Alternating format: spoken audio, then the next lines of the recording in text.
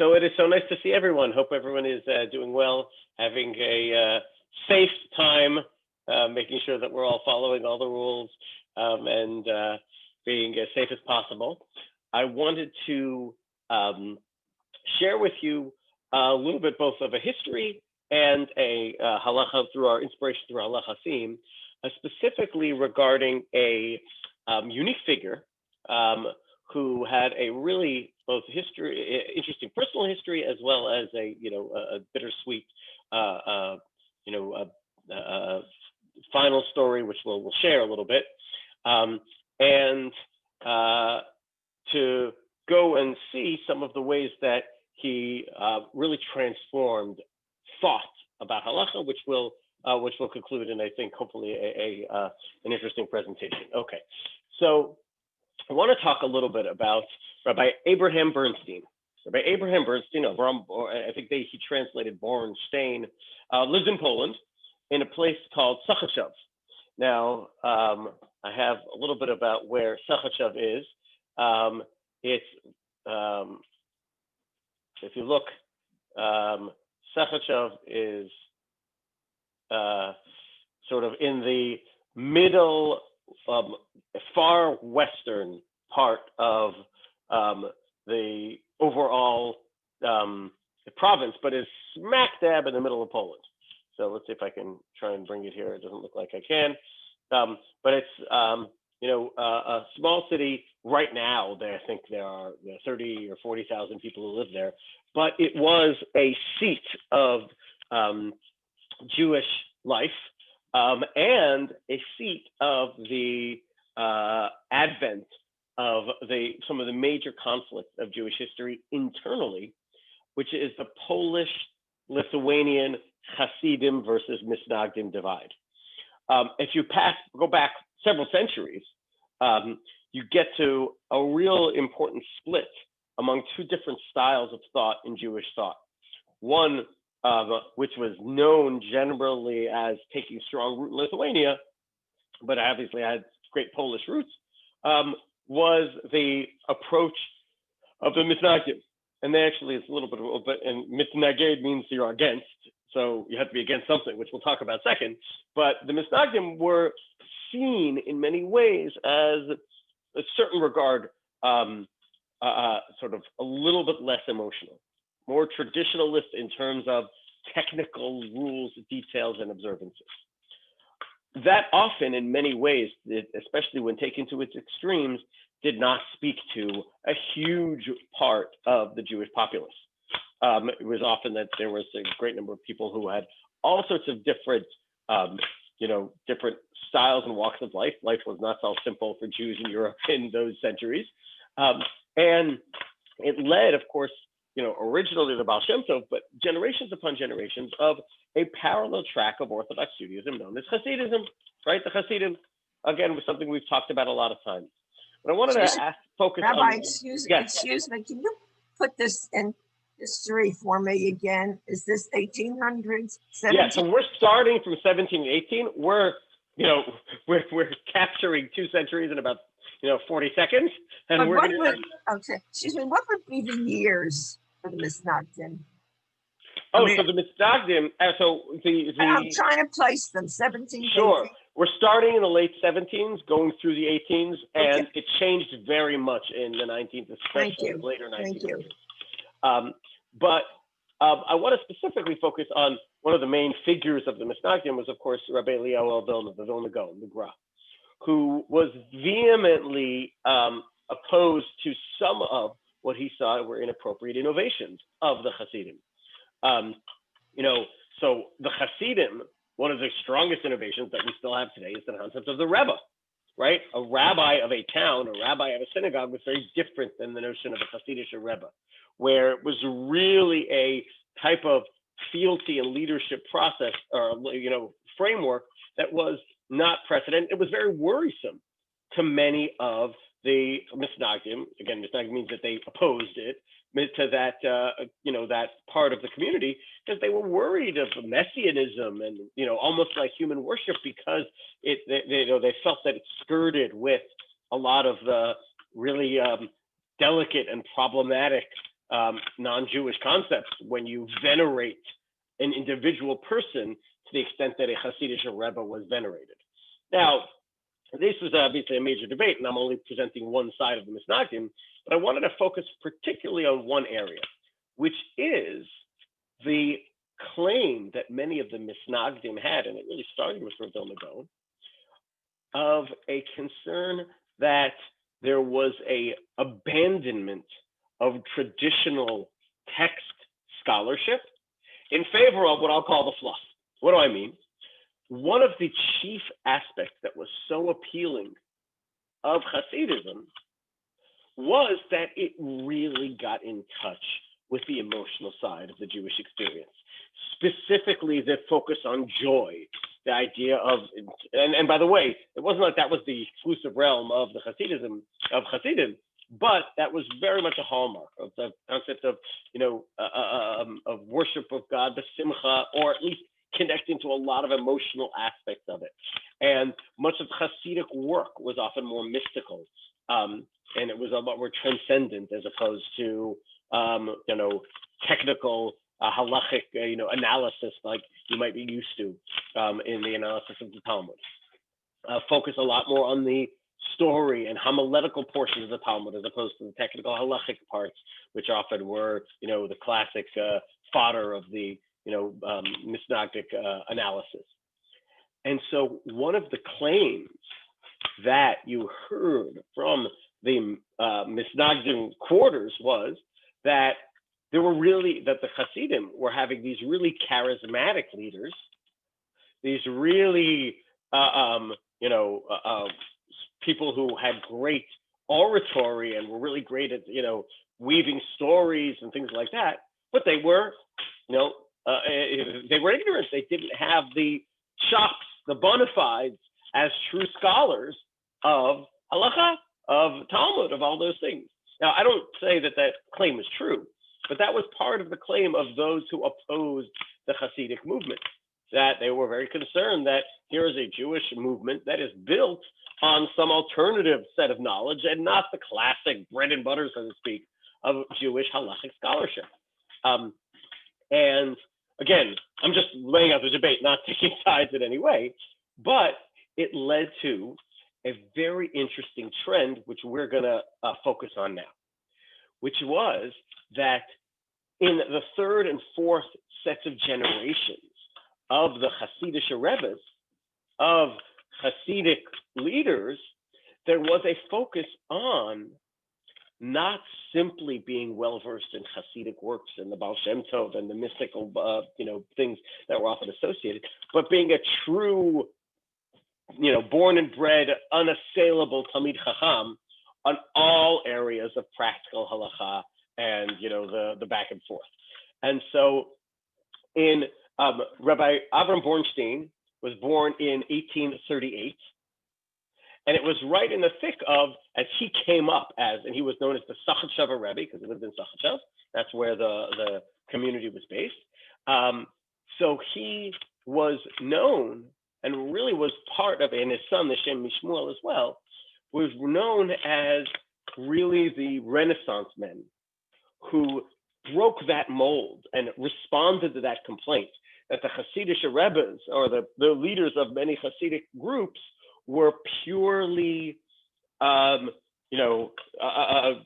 of only in the lovey-dovey, fluffy, or mystical, or not, the sort of the meat and potatoes.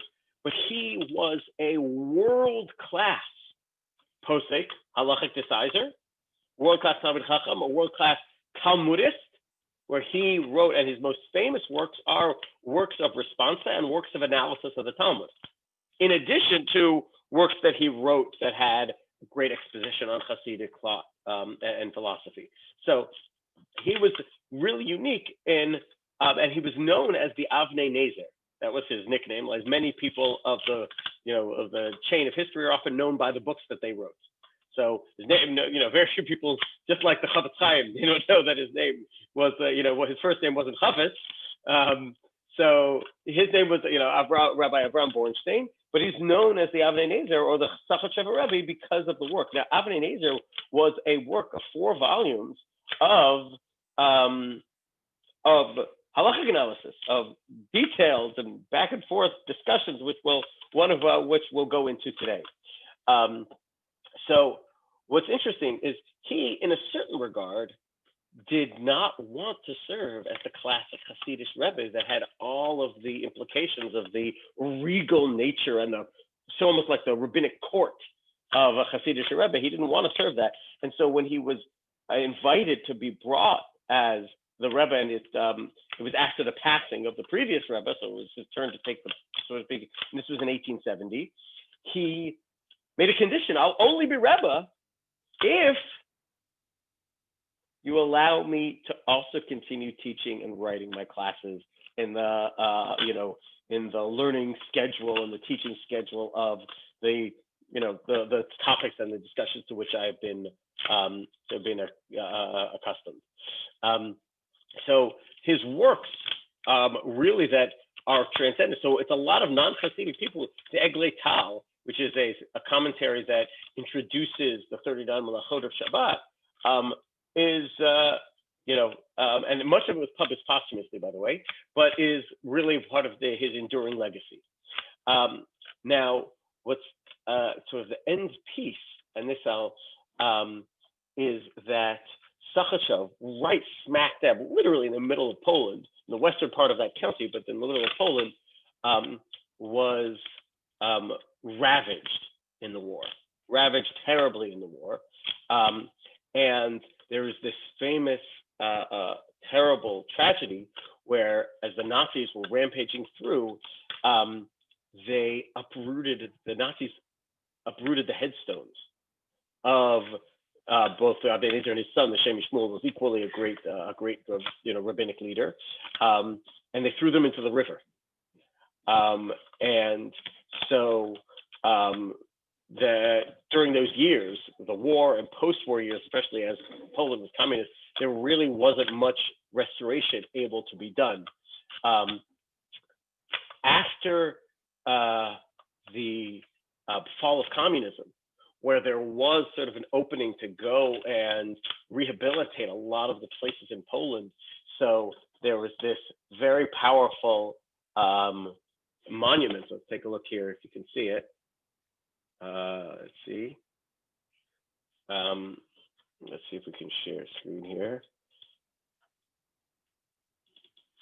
So this is the monument, if you can see it. Let's see. Hopefully it doesn't work. No, sorry, it's not share. Let's see. Share screen. There we go. No, still not working. 1 second. Sorry. This is the monument, but I want to show it in a little bit better way.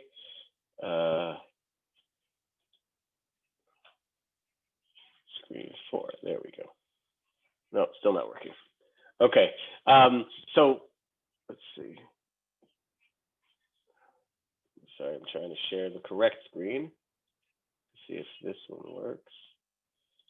I'm not sure what you see. Do you see the? Do you see a white document, a Word document here? Hopefully you see the mouse. So look what it says here. This is a commemoration. Zechor Yehudei Sachachow Sviva. Right, the Jews in the surroundings have lived here for 600 years. They were annihilated by the Nazis 1939 to 1945, and this lies in the area of Sachachow where the Abnei Nezer lived.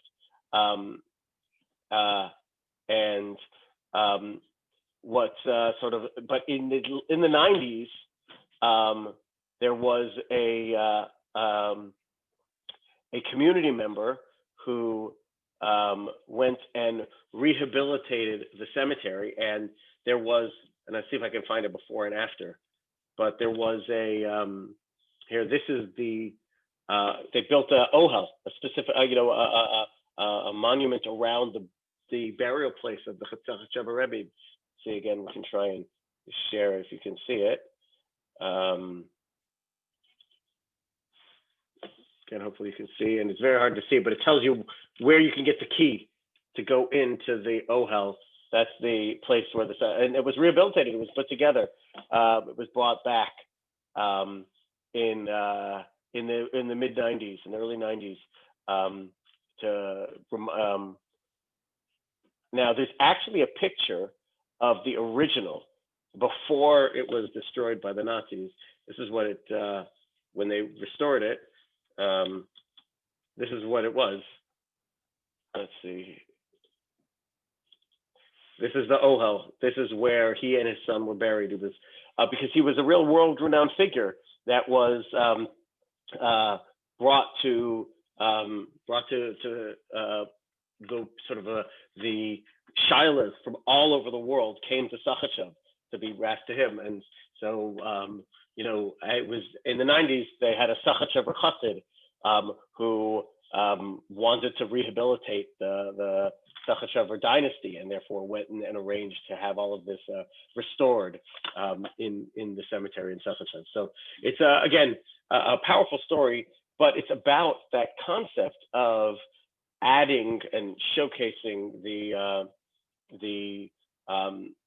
aspect of communal leadership, making sure that all of these different questions are raised, not just the leadership of charisma and leadership of connecting with a lot of people that were not connected by Hasidim, by the earlier areas that Hasidim really spoke to, but not forsaking, at least to the claim of not true fealty to the long term of halacha. Now, what I wanted to spend, yes, Suzanne, go ahead. Just can you tell us when he was born and when Sure. So he was born. He died, I believe, in 1910. Born in, I think, like the 1830s. Let me just see over my notes here.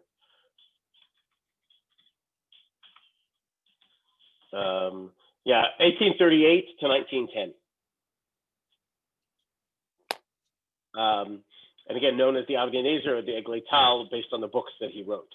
But what I wanted to do is share with you, and upcoming to Hanukkah, again, as we talk about inspiration through halacha, a certain, an example of his analysis that weaves together both the detailed pilpul like this, your fingers go up with this, together with a sense of philosophy and thought that I think ends up being very powerful and very inspiring. So let's see if we can do this. Let's see if this works. Let me just see.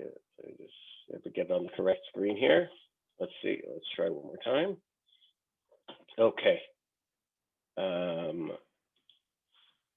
Let's see. I'm just going to need to share the correct screen. Okay. All right, so hopefully this works. Let me know if it doesn't. This is going to be a little bit of a different style than we're used to. But let's see if it goes. Okay, I want to share screen number 2. Okay. All right, so right now you see a blue screen, correct? Hopefully, yeah, you see the blue screen. Okay, good. Okay. Now, let's see if this works. Hopefully it will. F5. Okay, let's see if now you see a white screen. Okay, white screen. All right, so I wanted to talk about, again, what I like to call this beautiful piece by the Avnei Nezer, the interconnectedness of halacha. And we're going to start one by one, piece by piece, to see if it makes sense. Okay, piece number 1. He's dealing with a very interesting question about having to do with Hanukkah candles and Shabbos candles, which we'll get to. But he starts with the following question. Why, lama ein halal b'Purim? Why is there no halal on Purim? Okay, so we know that there are 2 rabbinic holidays, Hanukkah and Purim. And usually when both of them are celebrations, and usually when we celebrate something, we recite halal, right? Halal is the celebratory part of tefillah. And so isn't Purim a great celebration? Of course it is. So the Gemara, the Talmud says, well, there are 3 different reasons. We're going to focus on the 3rd. The first reason is that the reason there's no halal on Purim is because Purim happens outside of Israel. Rabbi Nachman says the reason that we don't say halal on Purim is because we actually do. The Megillah is a form of halal. And the third, which we're going to focus on, is that he says, well, halal requires what I'd call a finished miracle. Rak omrim halal b'nei shirigmar. We only have the right to say halal on a completed miracle. Why? Because in the story of Purim, and I'm going to focus on these words here, it says, Rava says, right? When we say halal, for example, on the Exodus from Egypt, right? We broke free of the servitude of Paro, and we came to the servitude of God. But in the case of Purim, and that's the key word here, is we're still servants of Achashverosh. And therefore, we can't say halal on Purim because it's an unfinished miracle. And there's two ways to understand that. Why is Purim an unfinished miracle? Could say because at the end of the Purim story, the Beit HaMikdash hadn't been rebuilt yet. Or you could say, Rava saying, today, we are still servants of some of the leftovers of the Achashverosh world and mentality. And therefore, we can't say halal on Purim. That's what we don't say halal on Purim. Now, fast forward to Hanukkah, right? Hanukkah, we do say halal, right? We're going to say halal. It's part of the prayer on Hanukkah. What does that mean if we will be willing to say halal on Hanukkah, right? We've just established that you only say halal on a completed, finished miracle. Well, if that's the case, when we say halal on Hanukkah, we are declaring that the miracle is finished, right? That this is a complete miracle, because otherwise we just saw we're not able to say halal. So in a certain regard, halal on Hanukkah is a very arrogant, not arrogant, but a confident declaration that whatever happened on Hanukkah that we needed to be saved from, we are fully saved. Okay, so again, that makes sense if you think about it, because there's a difference between Hanukkah and Purim. Hanukkah is, Purim, let's say, what was Purim? It was, we needed to be saved from God trying to destroy the entire Jewish people, the physical survival. Well, thank God, we are still around, but there are still threats on our survival. So there, in a certain regard, that miracle still continues to go and has ways to go. Hanukkah was lahavira mechukei ritzonecha, right? What was the job of the miracle of Hanukkah? The goal was, yes, there was a military component, but it was about to uproot the Jewish family, uproot the Jewish faith collective. Lahavira mechukei, so the eternity of the Jewish family was what they were trying to undo, uproot, and what we appreciate and we celebrate is the miracle of that remaining intact. So when we say Hallel, and here, when we say Hanukkah candles, what do we say when we light the Hanukkah candles? Kedei lehodot ulehalel. Lehalel means to give praise, to say Hallel. So the Hanukkah candles are a form of Hallel, which again, as we've just established, we're only able to do if we are declaring or willing to declare that the miracle is complete. What miracle? The miracle of the Jewish family, of the Jewish home, of the Jewish faith collective.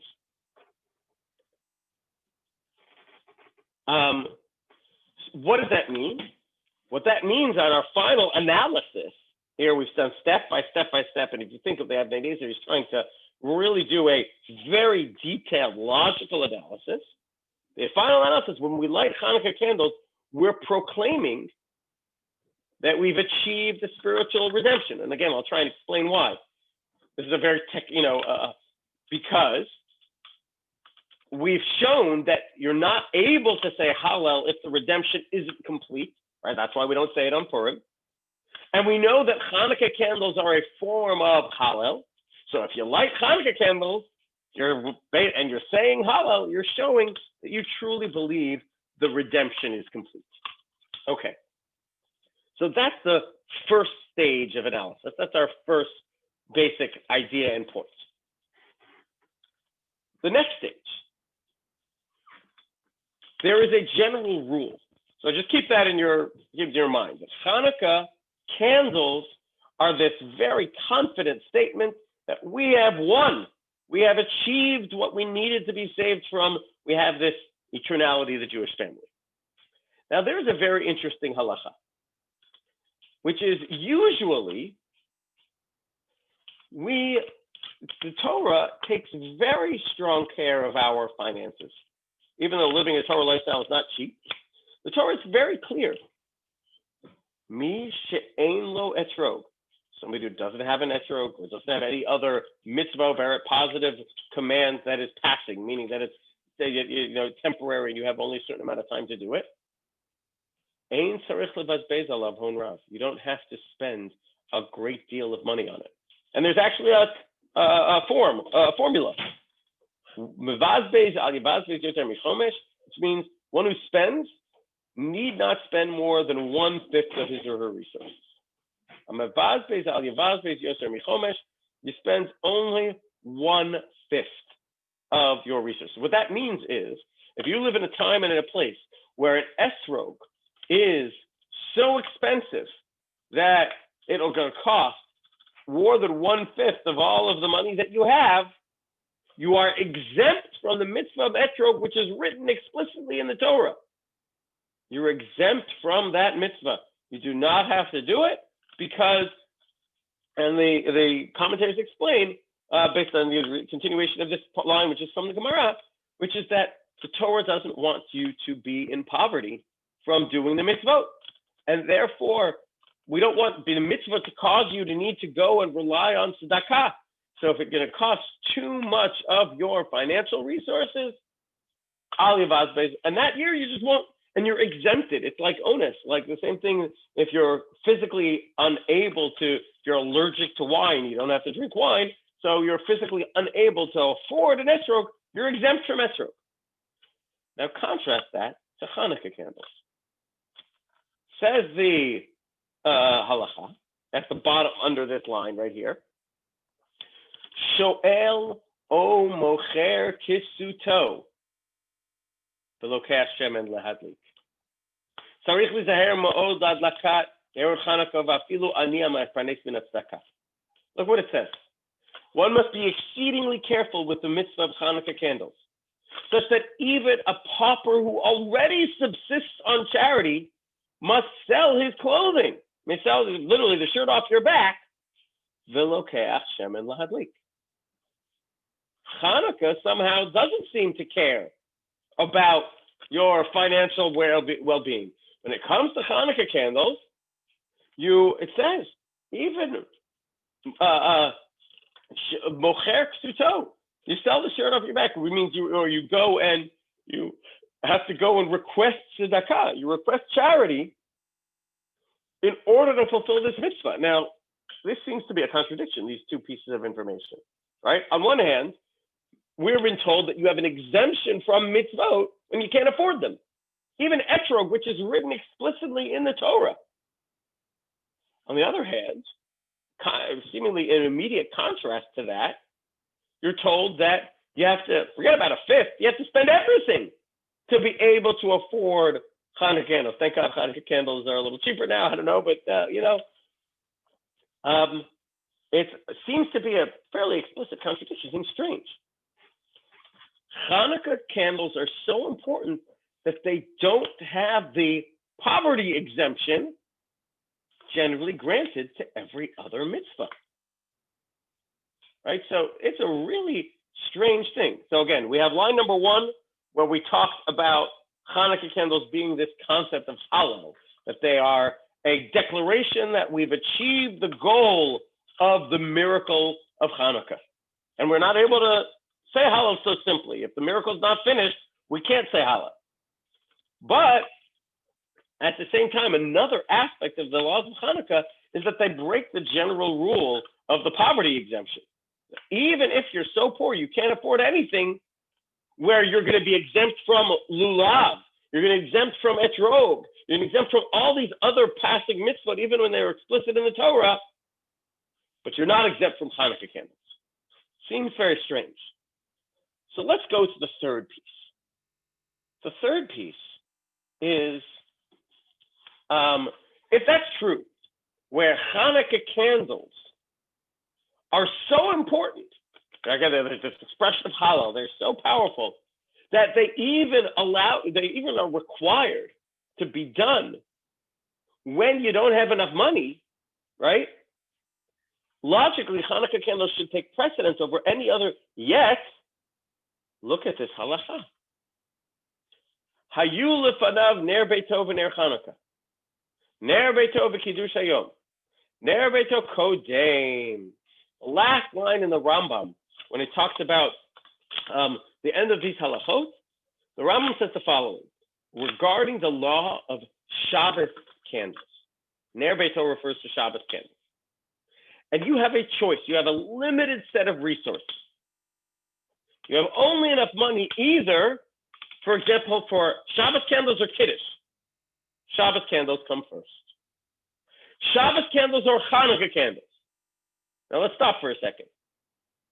We just learned that Hanukkah candles, for whatever reason, are so important that they override lulav, they override etrog, they override all these positive mitzvot that are explicit in the Torah.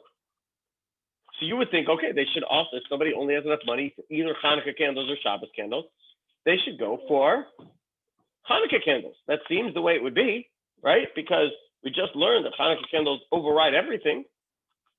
What does the Rambam say? If one only has the resources for either Hanukkah candles or Shabbat candles come first, as they represent Shalom Bayit. They represent peace in the home. Let's see the Rambam in Hebrew. I'll translate. He says, "Why Mishum Shalom Beito? Because of peace in the home. Sharei Hashem Nimchak. God's name is erased.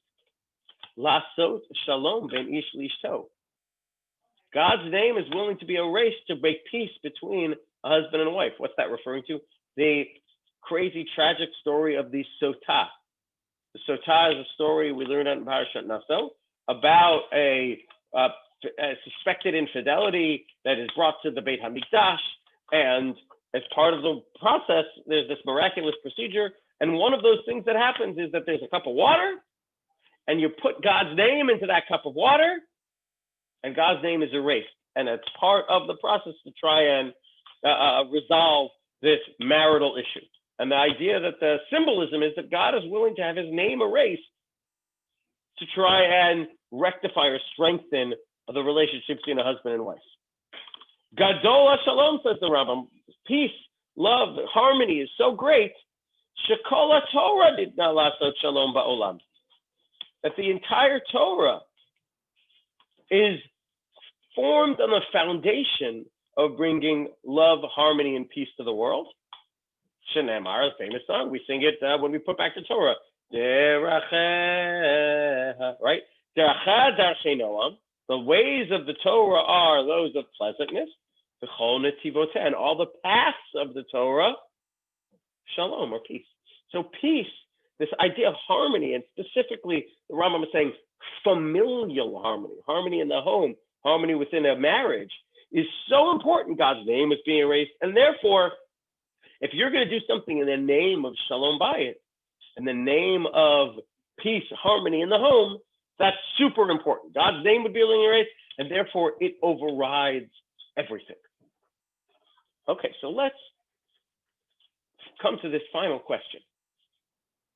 Why does Shalom Bayit override the importance of Hanukkah candles? Now, here's the genius of the Avnei Nezer. The Avnei Nezer says the following. He says, let's take piece number 1, piece number 2, piece number 3. Okay? Hanukkah candles are so important that you lose the poverty exemption. The idea he suggests is because the idea of Hanukkah is what's called Pirsume Nisa, right? Publicizing the miracle. And the way the Avnei Nezer writes is Pirsume Nisa, publicizing the miracle, is a very powerful statement where you say, God, we appreciate, and he says even it's a prayer. We pray that you have gone above and beyond Bayamim Haim, gone above and beyond the regular rules of the laws of nature, etc. And we want you to hopefully go above and beyond for us. And so, therefore, he says, if what we're saying is, God, you went above and beyond, for example, by making the Hanukkah victory possible, or the Hanukkah candle light for over 8 days. If you go above and beyond, then says Avnei Nezer, we should try to be willing to go above and beyond as well. Where technically we have an exemption for financial difficulties when it comes to lulav, or when it comes to etrog, when it comes to all these things, we shouldn't take advantage of that exception. When we're asking God to go above and beyond for us, we should be willing to go in that same vein above and beyond towards God. Now, the Avnei Nezer says something very, very powerful. He says, look here, what do we say? Our final analysis of line number 1 was when we light Hanukkah candles, we're proclaiming that what have we achieved? The eternity of the Jewish family, right? When we light Hanukkah candles, it's kedei lehodot u'lahalel. We are reciting Hallel. And as we learned over here, you can't just recite Hallel willy-nilly. You can't just light Hanukkah candles unless you truly are willing to proclaim that we have achieved a full finished miracle. If it's an unfinished miracle, you can't say Hallel.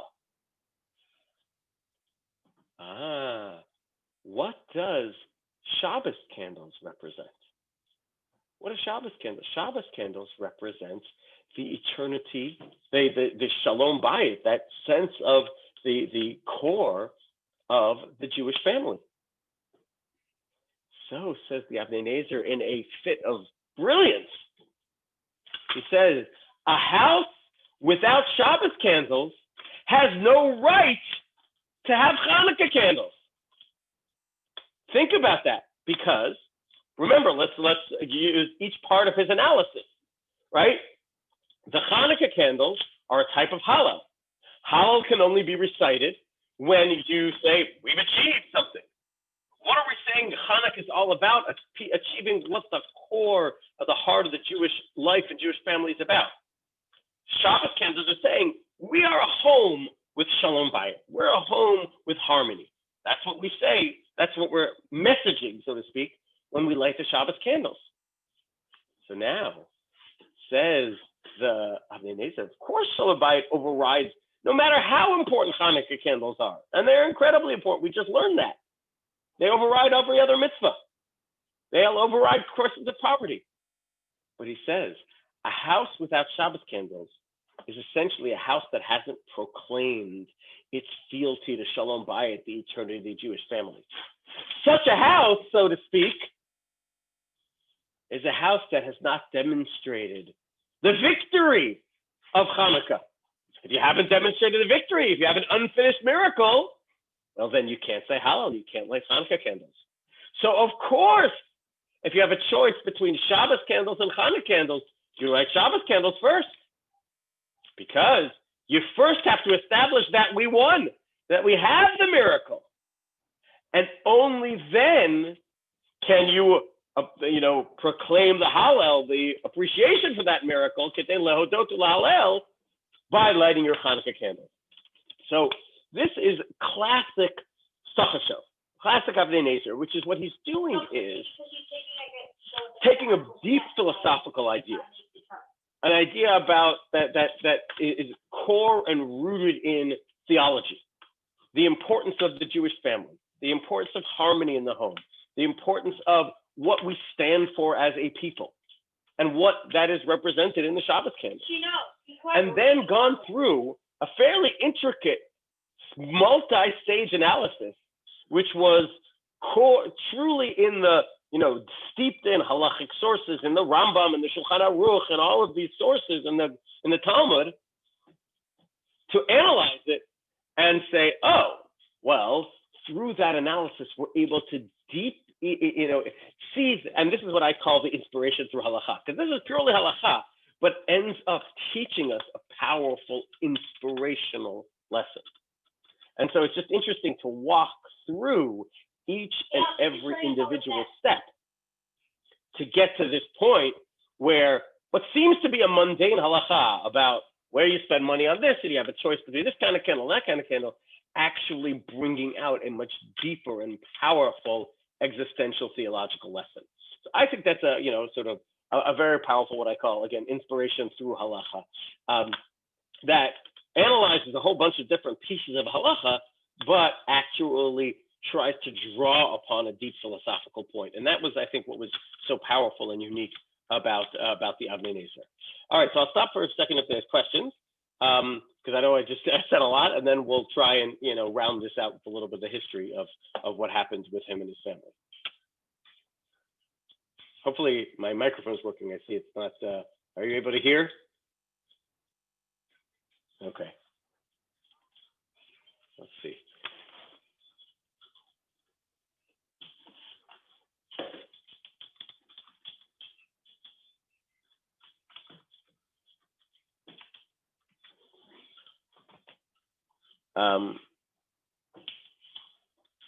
Okay. So let me see if I can catch everybody again. So with that, I wanted to try and sort of bring in a little bit of a different aspect of history that has changed over the years, right? Whereas in some of those earlier centuries, you had a massive split between the Hasidim and the Misnagdim. In the height of this conflict, in the height of the conflagration, almost in a certain way, there were times where it got really bad, and even within towns, it would almost like be a civil war, the Hasidische and the Misnagdische, and it was interestingly, especially after the war, many of those divisions disappeared. Now, in many ways, they have not disappeared, right? You have very clearly what we'll call Litvish communities and very clearly Hasidic communities, right? You go to certain parts of Israel, or you go to Brooklyn, and you have some of that hierarchy, and the Hasidic dynasties are very, very strongly intact. Chabad is one of the largest one in terms of numbers, and they have a unique aspect that there is very much strongly a Hasidus and has a huge Hasidic library of knowledge. But Chabad has that unique aspect which many other Hasidic groups do not have about its outreach components, right? It's based on the concept of Harasta, Yama, Vakeba, Yafusu, that the Chabad philosophy has been this massive outreach, which is why Chabad is in so many more places and really has a much larger worldwide footprint. But there are many Hasidic groups. Chabad also embraced that mix of the Hasidic thought, which is a very core portion, but also halacha, right? The great Hasidic Rebbe, the original Rebbe, was also the Baal HaTanya, wrote Tanya, but also wrote a Shulchan Aruch Harav, right? A halachic work. But one of the interesting things that happened over the last century plus has been a blurring of many of those lines, whether it was communities intermarrying, and now outside of the enclaves of certain Hasidic groups where they very much marry in the family, so to speak. But nowadays, in most communities, people will have Hasidic roots, Misnagdish roots. There is a very much overlap in education, an educational system where somebody will have a Hasidic background or Hasidic minhagim, and you see very much, in the broader community, very little lines split, here and there, but overall in terms of lifestyle, you don't find that there's much of a differentiation.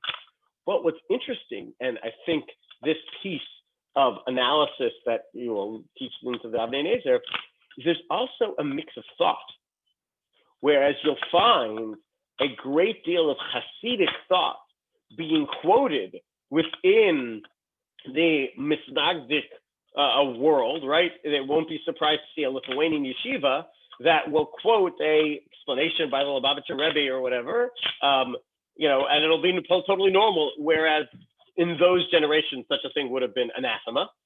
And the other way around, you'll have Hasidic scholars that are steeped in Hasidus who are also very much, well versed, and it really follows the model of what we saw here in the Avnei Nezer, where there was this deep fealty of the Hasidic work, but it was trying to bridge that, which is that you talk a deep, meaningful concept that speaks to the heart, right? The concept of Shalom Bayit, what a Jewish family is all about the harmony and the understanding of that connection that is between a family unit and how important that is to Jewish history, and merges it with some of the, again, what I call pilpul analysis of, this piece of Talmud and this line from the Shulchan Aruch and this quote from the Rambam, that emerged in a very, very powerful way. So I would say that the legacy of the Even Ezer is that legacy of that merging of two styles of thought has been one of the more enduring things that I would say continues even on today. And in a certain regard, I would say is a great thing because it's a display of unity in a place and in an area where both intellectual history and communal history, there was great division in a good part of the Jewish world. And now it's, really the lines are blurred. What I would say is a classic, perhaps most powerful example of that is there is a Chabad Persian synagogue, right? Where you have, worlds of the Orient, right? The Persian communities and the Sephardic communities who were not part of the original big split of the Hasidim and the Misnagdim, now merging with Hasidic thought, and then, there'll be Chabad Hasidim with Persian Minhagim, and how that all plays out, because there's really a sense of a international, I don't think it's just in America, but international melting pot of many of these Minhagim and practices. So I would say that the inspiration is both the story that we talked about of the Shalom Bayit and the importance, but also the inspiration about that melding, and that we've gotten to a point in Jewish intellectual history where you can pick and choose and bring together wisdom from all different areas, even areas that were at each other's throats during parts of Jewish history, and I think is a powerful and beautiful message of unity. Yes, Suzanne, go ahead. When did it become okay to intermarry between the Hasidim and the Mitnagdim? That's a great question. I probably there are people on the call who probably know about this more than me. I would say that part of a big part of it would have been during periods of Jewish migration. The cataclysmic events like World War II, like times where people migrated, not as a group, and migrated into general areas, whether it's Israel, America, other places, whereas in the shtetl years, there was a lot more siloing. And over time, when that siloing became less, then there was just a lot of just intermingling. I would call it, part of the term assimilation, that made such things a lot more common, a lot more, and places that have still stayed very silent. Again, I think certain parts of the Syrian community are another example where they, very, very much outside of the pale of the community to marry outside of either the Syrian community or the Sephardic community. There's still pockets of a lot of those things.